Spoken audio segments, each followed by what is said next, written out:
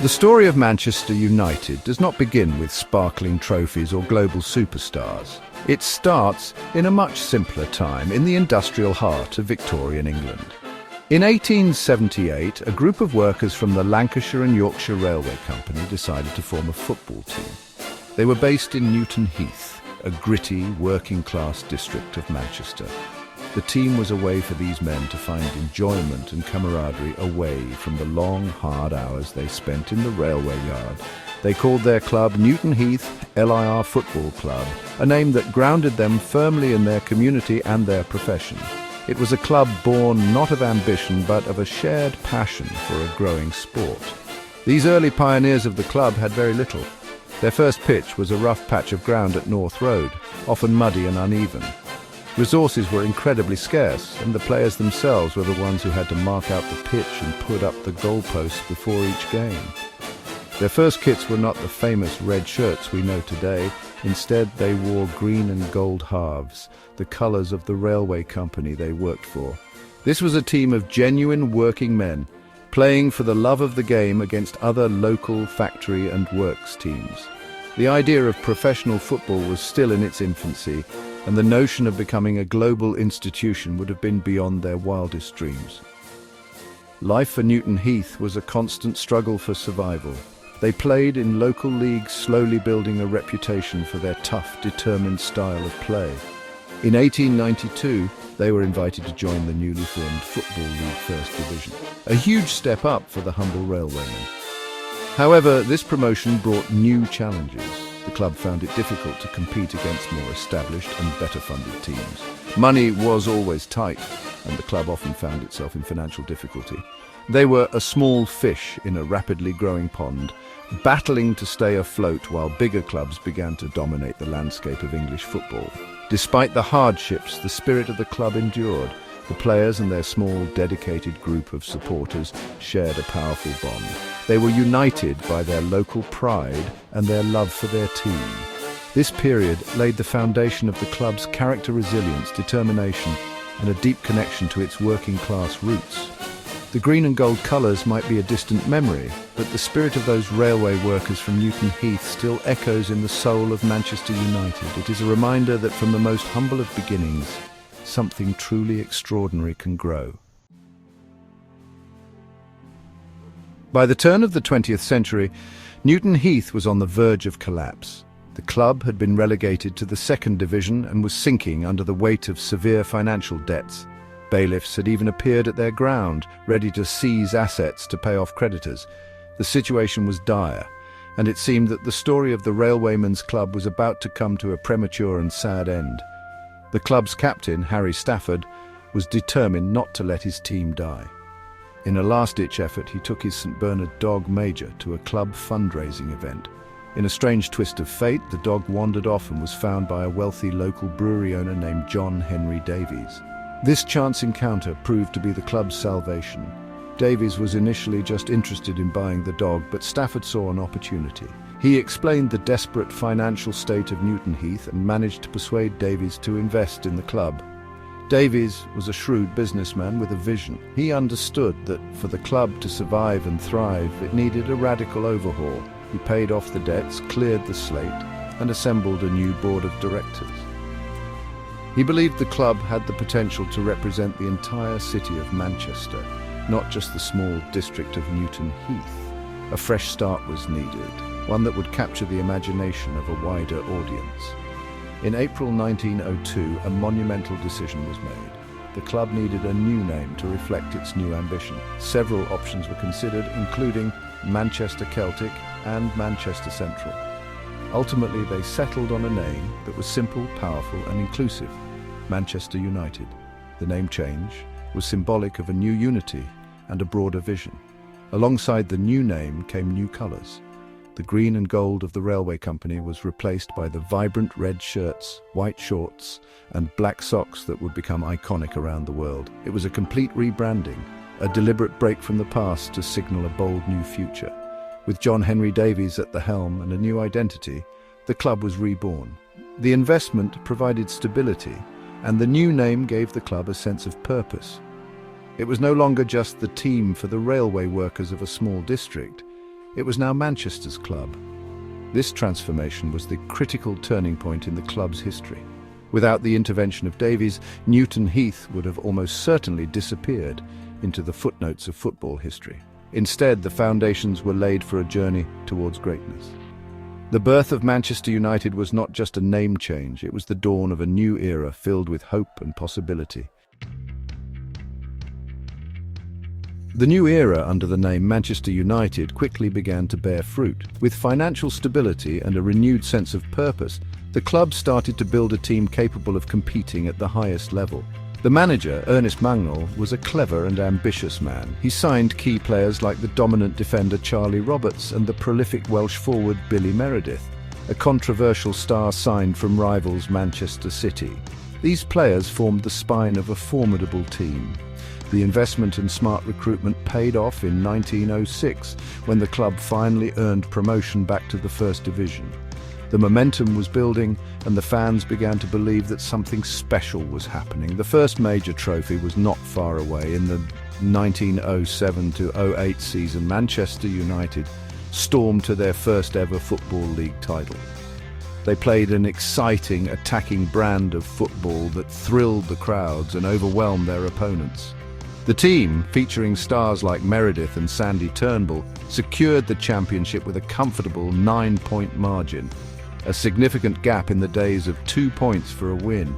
This victory announced Manchester United as a major force in English football.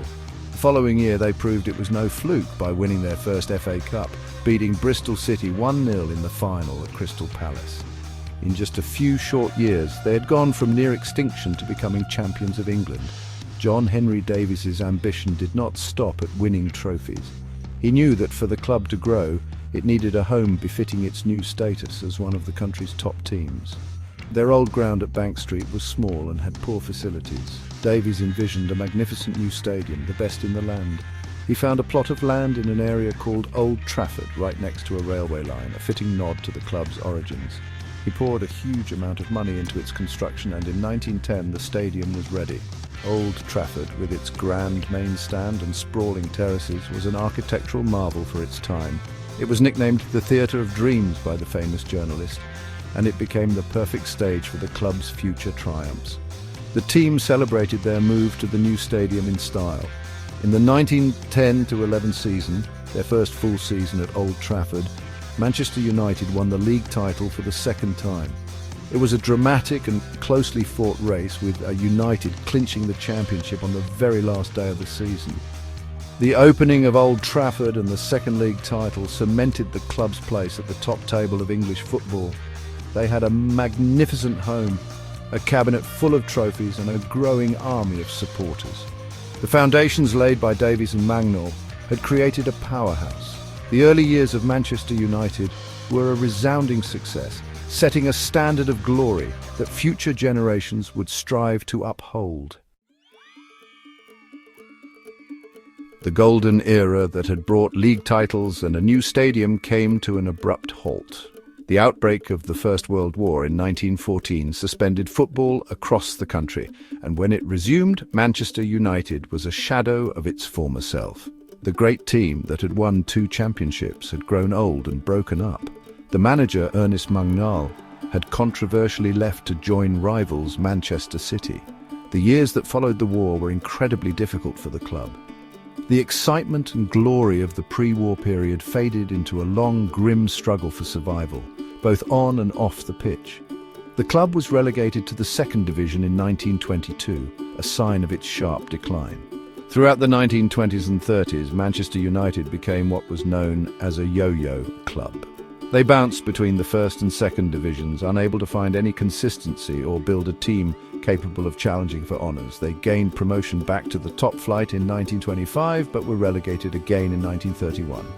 The crowds at Old Trafford dwindled, and the club was once again plagued by financial problems. The death of John Henry Davies in 1927 was a huge blow, as he had been the financial backbone of the club for a quarter of a century. Without his wealth and guidance, the club drifted, seemingly without direction or a clear plan for the future. The Great Depression made things even worse. With mass unemployment sweeping through industrial cities like Manchester, people had very little money to spend on luxuries like watching football. The club's income plummeted, and by 1931, they were on the brink of bankruptcy for the second time in their history. The situation was so desperate that the club secretary was forced to go to the players' changing room and announce that there was no money to pay their wages.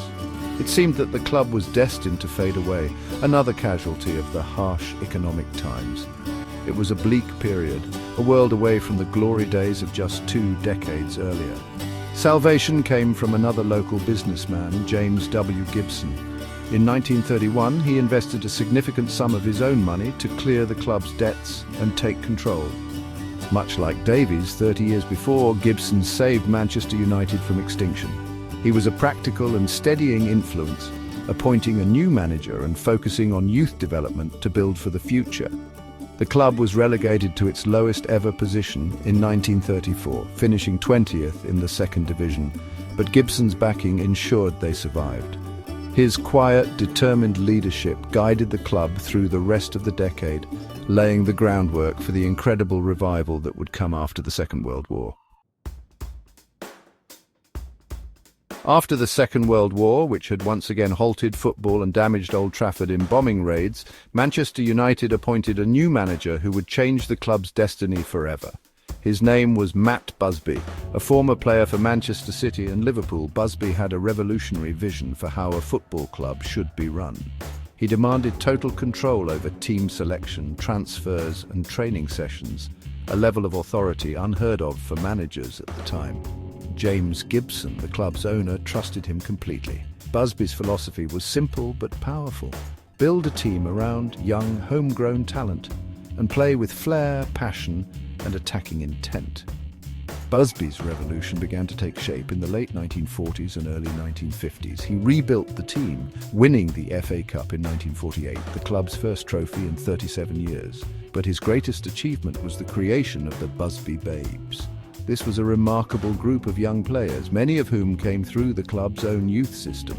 Led by the inspirational captain Roger Byrne and the phenomenal talent of Duncan Edwards, a player many believe could have become the greatest of all time, this team was incredibly special. They were young, fearless, and played a brand of football that was just breathtaking to watch. They won back-to-back league titles in 1956 and 1957, capturing the hearts of the nation. The Busby Babes were not just content with domestic success, they were pioneers in Europe. Busby was determined to test his young team against the best clubs on the continent in the newly formed European Cup. In 1958, after a thrilling quarter-final match in Belgrade, Yugoslavia, the team was flying home. On February 6th, their plane stopped to refuel in Munich, Germany. On its third attempt to take off in treacherous snowy conditions, the plane crashed. The Munich air disaster was an unimaginable tragedy. 23 people lost their lives, including 8 of the Busby Babes. The heart of the team was ripped out in an instant. The dream had turned into a nightmare. From the depths of this horrific tragedy came one of football's most inspiring stories of rebirth. Matt Busby himself was critically injured, but survived. He vowed to rebuild the team in memory of those who had been lost. A makeshift side, managed by his assistant Jimmy Murphy, miraculously reached the FA Cup final that same year. Over the next decade, Busby painstakingly constructed a new team. He built it around survivors of the crash, like the heroic Bobby Charlton, and new superstars like the Scottish goal machine Denis Law and the dazzling Northern Irish winger George Best. 10 years after the disaster in 1968, Manchester United reached the European Cup final at Wembley. They beat Benfica 4-1, finally fulfilling the dream of the Busby Babes. It was the club's most emotional and defining triumph.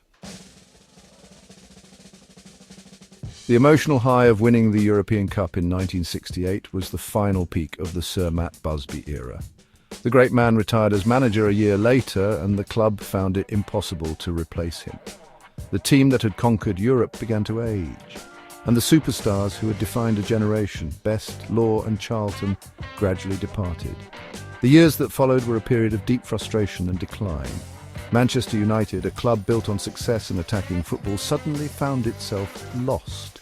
The magic had gone, and a long, difficult period, often referred to as the wilderness years, began. The decline was swift and painful. In 1974, just 6 years after being crowned champions of Europe, Manchester United were relegated to the second division. The final nail in the coffin was a loss to local rivals Manchester City, with the winning goal scored by former United legend Denis Law, who refused to celebrate. It was a symbolic and heartbreaking moment that perfectly captured how far the club had fallen. They managed to win promotion back to the top flight at the first attempt, lifted by the passionate support of their fans, but they were no longer a team that could challenge for the league title. The championship became an obsession, a prize that remained tantalizingly out of reach. Throughout the late 1970s and 1980s, the club had a succession of different managers, each trying and failing to recapture the glory of the Busby years. Managers like Tommy Docherty, Dave Sexton and Ron Atkinson all brought their own styles and enjoyed some moments of success. The team won the FA Cup in 1977, 1983 and 1985, providing brief flashes of joy for the supporters. These cup victories were celebrated wildly, but they couldn't mask the bigger problem. The league championship, the ultimate measure of a team's greatness, was the one trophy they could not win. Liverpool, their fiercest rivals, dominated English football during this period, which only made the pain for United fans even greater. This era was not without its heroes. Players like Brian Robson, a tough and inspirational captain, and Norman Whiteside, a precocious young talent, became legends for their commitment and skill during these difficult times. They gave the fans hope and embodied the fighting spirit of the club. However, the team lacked the consistency and the cutting edge required to mount a sustained title challenge. By the mid-1980s, the club was once again drifting. The fans were growing restless and the pressure was mounting. It was clear that something drastic needed to change if Manchester United were ever to return to the pinnacle of English football. In November 1986, Manchester United turned to a tough, demanding Scotsman who had achieved incredible success with Aberdeen. His name was Alex Ferguson. He arrived at a club that was in disarray, with a drinking culture among some players and a deep-seated lack of belief. Ferguson knew he had a monumental task ahead of him. His mission, as he famously stated, was to knock Liverpool right off their perch. The early years were difficult. The team was inconsistent, and Ferguson's methods took time to take hold. Many fans and critics called for him to be sacked, but the board kept their faith in him. That faith was rewarded in 1990 when an FA Cup victory saved his job and laid the foundation for what was to come. Ferguson's genius was his ability to build and rebuild great teams. He put a huge emphasis on youth development, just as Sir Matt Busby had done. This led to the emergence of the class of '92, a golden generation of homegrown players, including David Beckham, Ryan Giggs, Paul Scholes, Nicky Butt and the Neville brothers. These young talents were blended with world-class signings like the inspirational French forward Eric Cantona. In 1993, with Cantona as the catalyst, Manchester United finally ended their 26-year wait and won the league title. The curse was broken, and it opened the floodgates for an unprecedented era of success. Old Trafford was alive again, and a dynasty was born.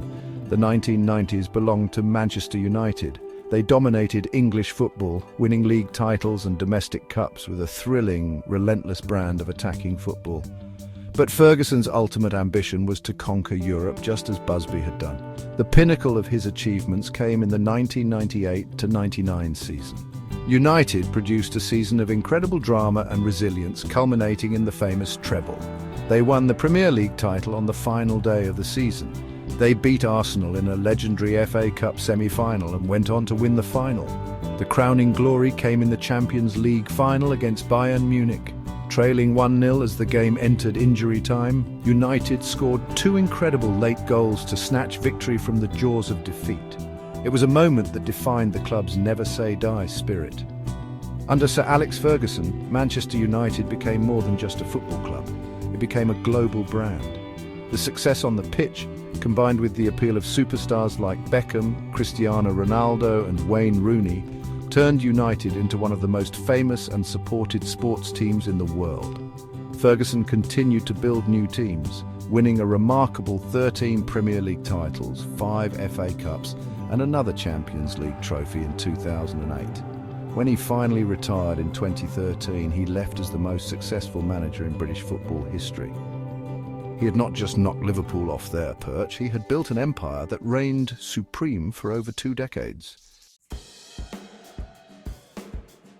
Sir Alex Ferguson's retirement in 2013 created a void that proved almost impossible to fill. He had been the absolute authority at the club for 27 years, a figure of immense power and influence. His departure marked the end of an era of stability and unparalleled success. The man chosen to succeed him was David Moyes, a fellow Scotsman hand-picked by Ferguson himself. However, the transition was far from smooth. The team, which had won the league comfortably the previous season, struggled badly under the new management. The swagger and confidence that had defined Ferguson's teams disappeared. Moyes was sacked before the end of his first season. A shocking turn of events for a club known for its loyalty to managers. The years that followed became a frustrating cycle of hope and disappointment.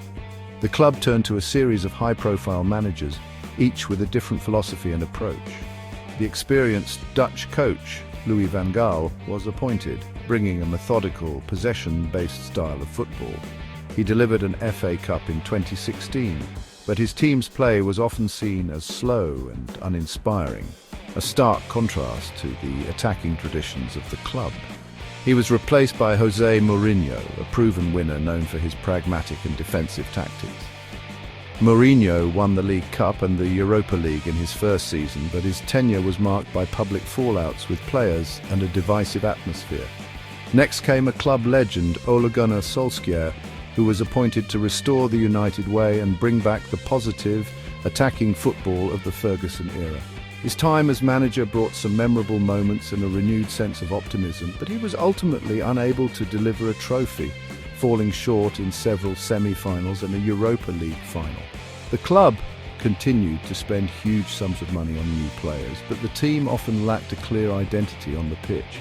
The post-Ferguson era has been characterised by a constant search for the right formula, a struggle to build a coherent strategy that can deliver sustained success and challenge for the biggest prizes once again.